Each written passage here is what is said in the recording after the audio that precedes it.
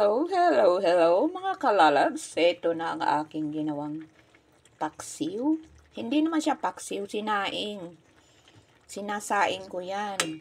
Para yung pati tinik niya lumambot, para hindi tayo matinik. Para hindi ako matinik ba. Yan. Ayan, bawang. Hinati ko sa gitna. Parang bulaklak siya, di ba? Tapos ito, laurel.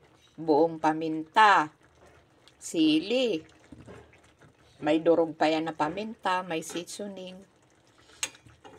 may asin, wala yan mantika, pero tingnan nyo naman oh, mataba kasi itong isdang ito eh, ayan oh, napakabango nga nito pag iniihaw, napakataba nitong isdang ito, ayan, pati ang kaliskis na yan, makakain yan, kapag lutong-luto na yan, marami pa siyang sabaw.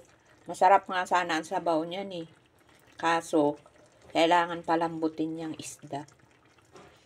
Kailangan palambutin pati tinik para yung tinik niyan ay makain. Alam nyo ba, ang tinik ng isda, maganda yan sa buto natin.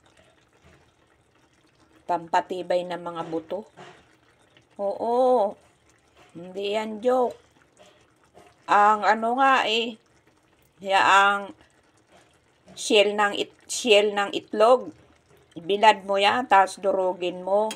Kada magluluto kang sinabawan, magkuha ka ng isang kutsarang dinurog na itlog, yung shell.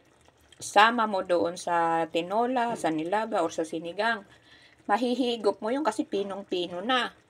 O, maganda yun sa buto. Buto natin.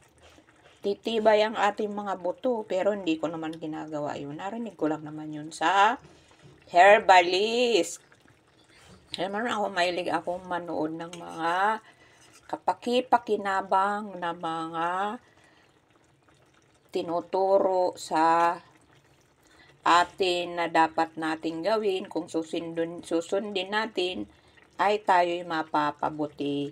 Yan, diba?